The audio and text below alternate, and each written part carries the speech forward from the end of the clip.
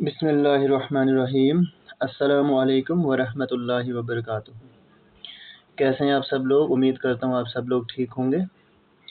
आज हम पढ़ेंगे इम्पोर्टेंट इंटरनेशनल ऑर्गेनाइजेशंस के बारे में।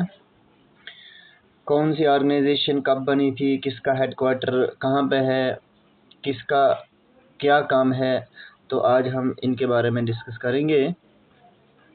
सबसे पहले जो हमारे सामने इंटरनेशनल ऑर्गेनाइजेशन है that is United nation. United nation जो हमारे पास ये एक इंटर गवर्नमेंटल ऑर्गेनाइजेशन है। क्या ये एक इंटर गवर्नमेंटल ऑर्गेनाइजेशन है जो इंटरनेशनल कोऑपरेशन को प्रमोट करने में मदद करती है। इंटरनेशनल कोऑपरेशन को प्रमोट करने में मदद करेगी।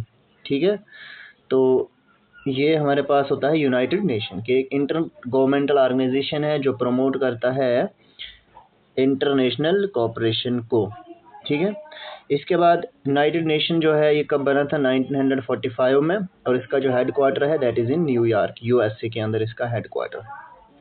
नेक्स्ट हमारे पास है वर्ल्ड बैंक। वर्ल्ड बैंक भी एक इंटरनेशनल फाइनेंशियल इंस्टीट्यूशन है, मतलब ये फाइनेंशियली हेल्प करता है डेवलपिंग कंट्रीज़ को। ठीक है, फाइनेंशियली प्रोवाइड करेगा, लोन प्रोवाइड करेगा जो कंट्रीज़, डेवलपिंग कंट्रीज़ को जो ये लोन जो है प्रोवाइड करता है। कौन? World bank. उसके बाद ये भी 1945 में बना था, जिसका हेडक्वार्टर वाशिंगटन डीसी के अंदर है, जो कि यूएसए के अंदर है। डब्ल्यू से वर्ल्ड बैंक है, डब्ल्यू से वाशिंगटन, आप याद रख सकते हैं। ठीक है, इस तरह से आईएमएफ जो है ये भी हमारे पास एक inter governmental international monetary fund, ये भी एक ऑर्गेनाइजेशन है जिसके अंदर 188 कंट्रीज़ हैं। कितनी है? 188 कंट्रीज़ हैं। ये भी क्या करता है? ग्लोबल मॉनिटरी कोऑपरेशन करेगा, मतलब कि ये भी लोन प्रोवाइड करता है कंट्रीज़ को। ठीक है, ताकि वो कंट्रीज़ फाइनेंशियली स्टेबल रहें। ठीक है, इंटरनेशनल ट्रेड जो है उनका अच्छा रहे, कंट्रीज़ का इकोनॉमिक ग्रोथ अच्छा रहे, कंट्री की एम्प्लॉयमेंट अच्छी रहे, और कंट्री की जो पुअर्टी है वो क्या हो जाए? कम हो जाए। मतलब ये काम जो है इंटरनेशनल मॉनिटरी फंड जो है वो क्या क्या काम करता है कि ये भी फाइनेंशियल हेल्प प्रोवाइड करता है पूरी वर्ल्ड के अंदर कंट्रीज़ को, ताकि कंट्रीज़ फाइनेंशियली स्टेबल रहें। ठीक है, इंटरनेशनल ट्रेड को पूरी वर्ल्ड के अंदर फैसिलिटेट करने का काम करता है, प्रमोट करने का काम करता है। ठीक है, इकोनॉमिक ग्रोथ कंट्री की बढ़े, उसका एम्प्लॉयमेंट रेट कंट्री का बढ़े, और पुअर्टी को कम करने का काम ये करता है। ठीक है, ये भी 1945 में बना था, वाशिंगटन डीसी यूएसए के अंदर इसका हेडक्वार्टर है। अब जो नेक्स्ट हमारे पास है वो है Organisation for the Prohibition of Chemical Weapons, OPCW। ये भी एक हमारे पास इम्प्लीमेंटिंग बॉडी है। ठीक है, किसकी? केमिकल वेपन कन्वेंशन की एक इम्प्लीमेंटिंग बॉडी है जो कि 1997 में वजूद में आई थी, लागू हुई थी। आज की डेट में अगर हम देखें, जब से ये 1997 में बनी है तब से लेकर आज 2024 तक इसके अंदर कुल 192 मेंबर स्टेट्स हैं जो इकट्ठे काम करते हैं to achieve a world free of chemical weapon, मतलब कि वर्ल्ड के अंदर जो केमिकल वेपन्स जो हैं वो फ्री हो जाएं।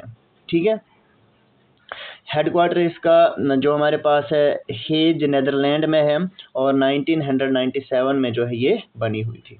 कमेंट सेक्शन में आप मुझे ये बताएंगे कि नेदरलैंड हेज के अंदर एक और इम्पोर्टेंट ऑर्गेनाइजेशन का हेडक्वार्टर है, वो यूनाइटेड नेशन के अंदर हमारे पास बॉडी आती है।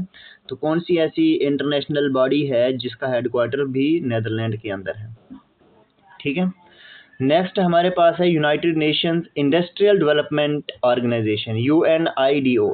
ठीक है, ये भी हमारे पास एक इंटरनेशनल ऑर्गेनाइजेशन है यूनाइटेड नेशन की, जो इंडस्ट्रियल डेवलपमेंट को प्रमोट करेगा, जिससे पुअर्टी रिड्यूस होती है, इंक्लूसिव ग्लोबलाइजेशन को प्रमोट करेगा, इन्वायरमेंट को सस्टेनेबल बनाने में भी कोशिश करता है। ठीक है, तो United Nation Industrial Development Organisation, मतलब यूनाइटेड नेशन की एक ऐसी ऑर्गेनाइजेशन है जो इंडस्ट्रीज को डेवलप करने में मदद करता है, पुअर्टी को कम करने में मदद करता है, इन्वायरमेंट को सस्टेनेबल बनाने में मदद करता है, ग्लोबलाइज को इंक्लूसिव वे में प्रमोट करने में मदद करती है। 1996 के अंदर ये बॉडी बनी हुई है, वीना ऑस्ट्रिया के अंदर जो इसका हेडक्वार्टर है। एक और इम्पॉर्टेंट ऑर्गेनाइजेशन है हमारे यूनाइटेड नेशन की ही, जिसका हेडक्वार्टर वीना ऑस्ट्रिया के अंदर है। कमेंट सेक्शन में आप मुझे उस बॉडी के बारे में बताएंगे, ठीक है। इन्वायरमेंट के रिगार्डिंग वो बॉडी है। नेक्स्ट जो हमारे पास इंटरनेशनल बॉडी है that is international fund for agricultural development, IFAD। तो मतलब नाम से ही पता चलता है कि एक ऐसी ऑर्गेनाइजेशन है जो एग्रीकल्चरल डेवलपमेंट के लिए फंड्स को प्रोवाइड करती है, ठीक है। तो इंटरनेशनल सिविल एविएशन ऑर्गेनाइजेशन एक यूनाइटेड नेशन स्पेशलाइज्ड एजेंसी है जो कि 1944 में बनी थी, जो क्या करती है जितने भी इंटरनेशनल सिविल एविएशंस जो है उनको एडमिनिस्टर करने में मैनेज करने में मदद करती है, उनको गवर्न करने में भी मैनेज करने में भी मदद करेगी, ठीक है। 1976 में ये बॉडी बनी है।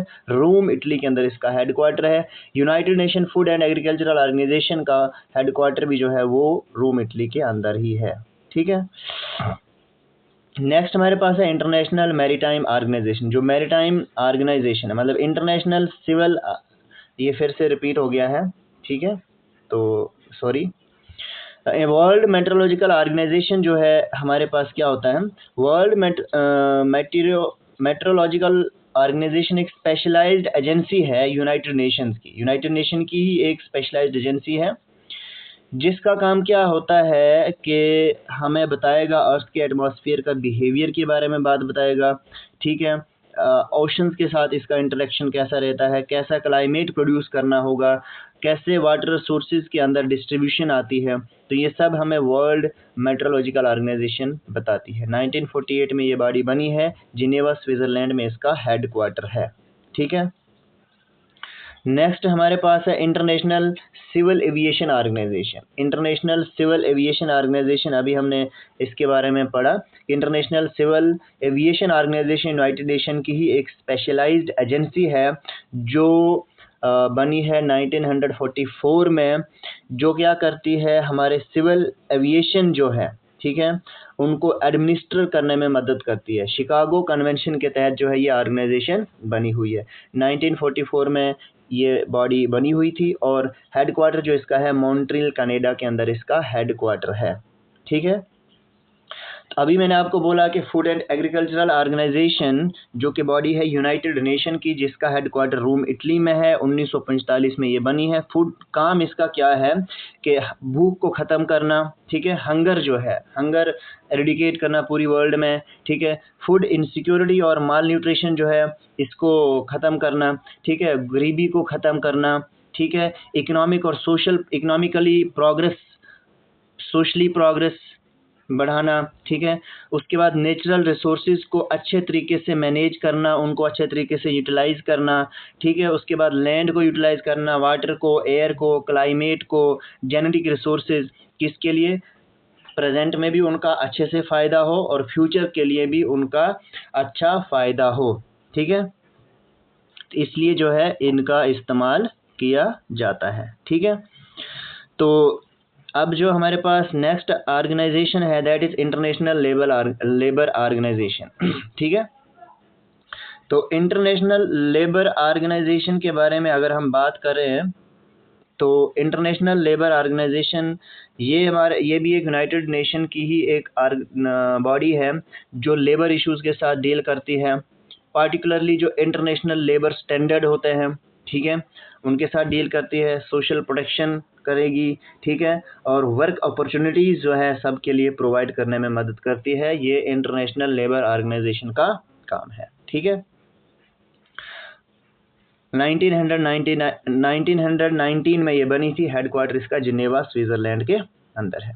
United Nation World of Tourism Organisation UNWTO, ठीक है, ये भी एक इंटरनेशनल ऑर्गेनाइजेशन है जो टूरिज़्म को डेवलप करने में, टूरिज़्म को प्रमोट करने में मदद करती है, जिससे हमारी इकोनॉमिक डेवलपमेंट होती है, ठीक है। उसके बाद इंटरनेशनल अंडरस्टैंडिंग होनी चाहिए, ठीक है, पीस को प्रमोट करता है, प्रॉस्पेरिटी को प्रमोट करती है, यूनिवर्सल रिस्पेक्ट होनी चाहिए ओवरऑल वर्ल्ड में, ठीक है, ह्यूमन राइट्स, फंडामेंटल फ्रीडम सबके लिए होनी चाहिए बगैर किसी discrimination of race, sex, language और रिलीजन। तो ये इन सब चीज़ों को दूर रखते हुए ये प्रमोट करता है पीस को, प्रॉस्पेरिटी को, यूनिवर्सल रिस्पेक्ट पूरी वर्ल्ड में होनी चाहिए, ह्यूमन राइट्स होनी चाहिए, फंडामेंटल फ्रीडम होनी चाहिए, इकोनॉमिक डेवलपमेंट के अंदर जो है इसका काम होता है, टूरिज्म को प्रमोट करने में मदद करती है United Nation World of Tourism Organisation, जिसका हेडक्वार्टर मैड्रिड स्पेन के अंदर है, और एस्टेब्लिशमेंट ईयर जो है इसका है दैट इज 1957। ठीक है।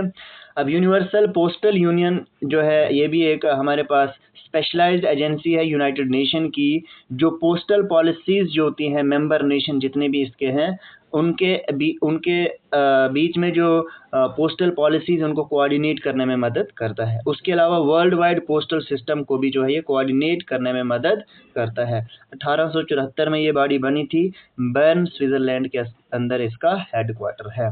ठीक है। वर्ल्ड ट्रेड ऑर्गेनाइजेशन ये भी बहुत इम्पोर्टेंट इंटर गवर्नमेंटल ऑर्गेनाइजेशन है, एक स्पेशलाइज्ड एजेंसी है यूनाइटेड नेशन की, जो कि इंटरनेशनल ट्रेड को रेगुलेट करने में मदद करती है। ऑफिशियली जो है वर्ल्ड ट्रेड ऑर्गेनाइजेशन जो इसकी कमेंसमेंट हुई है, शुरुआत हुई है, वो 1 जनवरी 1995 को हुई थी। ठीक है, 1 जनवरी 1995 को हुई है। कौन से एग्रीमेंट के तहत? मराकश एग्रीमेंट के अंडर, जिसको 123 नेशन ने साइन किया था 15 अप्रैल 1994 को। इसका काम क्या होता है? ट्रेड को प्रमोट करना पूरी वर्ल्ड के अंदर। इससे पहले जो है वर्ल्ड ट्रेड ऑर्गेनाइजेशन को GATT कहा जाता था, GATT, General Agreement on Tariffs and Trade, जो कि 1948 में शुरू हुआ था, लेकिन उसके बाद इसको रिप्लेस किया गया GATT को वर्ल्ड ट्रेड ऑर्गेनाइजेशन से, जो कि 1 जनवरी 1995 से शुरू हुआ, कमेंस्ड हुआ फोर्स। एस्टेब्लिशमेंट ईयर जो इसका है 1995, हेडक्वार्टर इसका वर्ल्ड जिनेवा स्विट्जरलैंड के अंदर है। ठीक है। उसके बाद अगर हम बात करें वर्ल्ड इंटेलेक्चुअल प्रॉपर्टी ऑर्गेनाइजेशन, ठीक है, वर्ल्ड इंटेलेक्चुअल प्रॉपर्टी ऑर्गेनाइजेशन, ये वर्ल्ड इंटेलेक्चुअल प्रॉपर्टी ऑर्गेनाइजेशन ये भी एक 17 स्पेशलाइज्ड एजेंसीज जो हैं यूनाइटेड नेशन की, उनमें से एक एजेंसी ये भी है।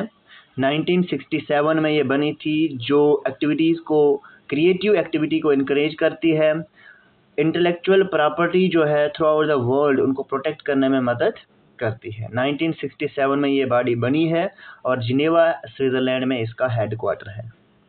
International telecommunication union, international telecommunication union ये भी एक स्पेशलाइज्ड एजेंसी है यूनाइटेड नेशन की, जो रिस्पॉन्सिबल होती है उन इश्यूज़ के लिए जो टेक्नोलॉजी के रिगार्डिंग होती है। ठीक है, टेलीकम्युनिकेशन की इंफॉर्मेशन के कंसर्न्स को मद्देनज़र रखने में मदद करती है। 1865 में ये बनी है, जिनेवा स्विट्ज़रलैंड में इसका हेडक्वार्टर है। ठीक है। उसके बाद इंटरनेशनल एटॉमिक एनर्जी एजेंसी, ये दुनिया का एक सेंटर है न्यूक्लियर फील्ड के लिए। एजेंसी काम करती है अपने मेंबर स्टेट्स के साथ, बहुत सारे दूसरे भी वर्ल्ड वाइड में इसके पार्टनर्स हैं, जिससे न्यूक्लियर टेक्नोलॉजीज़ को पीसफुली, सेफ और सिक्योर तरीके से प्रमोट किया जाए। ये इंटरनेशनल एटॉमिक एनर्जी एजेंसी का काम होता है। 1957 में ये बॉडी बनी है, हेडक्वार्टर वीनिया ऑस्ट्रिया के अंदर है। ठीक है। CTBT जो है Comprehensive Nuclear Test Ban Treaty, एक मल्टीलेटरल ट्रीटी है, जिसको बहुत सारी स्टेट्स ने जो है एग्री हो चुके थे कि न्यूक्लियर एक्सप्लोजन जो है वो बैन किया जाए इन ऑल इन्वायरमेंट्स में, for military and civilian purpose के लिए। ठीक है, मिलिट्री और सिविलियन पर्पज़ के लिए हर एक इन्वायरमेंट में न्यूक्लियर एक्सप्लोजन को बैन करने के लिए, ठीक है, ये CTBT जो है ट्रीटी एक लाई गई थी, जो कि 1996 में ये बॉडी, ये हमारे पास ऑर्गेनाइजेशन बनी हुई थी, वीनिया ऑस्ट्रिया के अंदर इसका भी हेडक्वार्टर है। वर्ल्ड हेल्थ ऑर्गेनाइजेशन WHO, ये एक एजेंसी है यूनाइटेड नेशन की, जो कि इंटरनेशनल पब्लिक हेल्थ के साथ कंसर्न है। ये वर्ल्ड हेल्थ रिपोर्ट को भी तैयार करती है। 1948 में ये बनी थी और जिनेवा स्विट्जरलैंड में इसका हेडक्वार्टर है। ठीक है। उसके बाद AIIB, Asian infrastructure investment bank, ये एक मल्टीलेटरल डेवलपमेंट बैंक है। ठीक है, जो कि China led international financial institution है। ये एक इम्पॉर्टेंट रोल प्ले करता है रीजनल इकोनॉमिक इंटीग्रेशन को प्रमोट करने में एशिया के अंदर, ठीक है, और उसके बाद इंट्रा रीजनल ट्रेड और इन्वेस्टमेंट को भी राइज करने में ये मदद करता है, जिसका हेडक्वार्टर बीजिंग चाइना के अंदर है। 1996 में ये बना हुआ था, ठीक है। उसके बाद हमारे पास United Nation Educational Scientific and Cultural Organization UNESCO, ठीक है, जो कि वर्ल्ड हेरिटेज साइट्स जिसके अंदर आती हैं। तो इसको बनाया गया था इसलिए ताकि दुनिया के अंदर यूनेस्को जो है हमारे पास इसलिए बनाई गई है in order to respond to the firm belief of nation forced by two world war मतलब जो दूसरी वर्ल्ड वार से जो नुकसानात हुए थे, ठीक है, in less than a generation, ठीक है। तो उन नुकसानात को पूरा करने के लिए इस बॉडी को बनाया गया था। That political and economic agreements are not enough to build a lasting peace, मतलब जो पॉलिटिकल एग्रीमेंट्स होते थे, इकोनॉमिक एग्रीमेंट्स होते थे, वो जो पीस जो थी खो गई थी, उसको दोबारा से रिकवर करने के लिए पॉलिटिकल और इकोनॉमिक एग्रीमेंट्स काफ़ी नहीं थे, ठीक है। तो पीस को एस्टेब्लिश किया जाना चाहिए on the base of humanities, moral and intellectual solidarity के बेस के ऊपर। इसलिए इस यूनेस्को बॉडी को बनाया गया, जिसका हेडक्वार्टर पेरिस फ्रांस में है। 1946 में इस बॉडी को बनाया गया था, ठीक है। उसके बाद हमारे पास कोई दूसरी बॉडी नहीं है जो इम्पोर्टेंट मुझे लगी हो एग्ज़ाम पॉइंट ऑफ व्यू से। तो ये सारी बॉडीज़ जो हैं अभी सारी की सारी रिसेंटली न्यूज़ में थी, इसलिए मैंने इनको कवर किया, ठीक है। तो मिलते हैं फिर ऐसी ही वीडियो के साथ, तब तक के लिए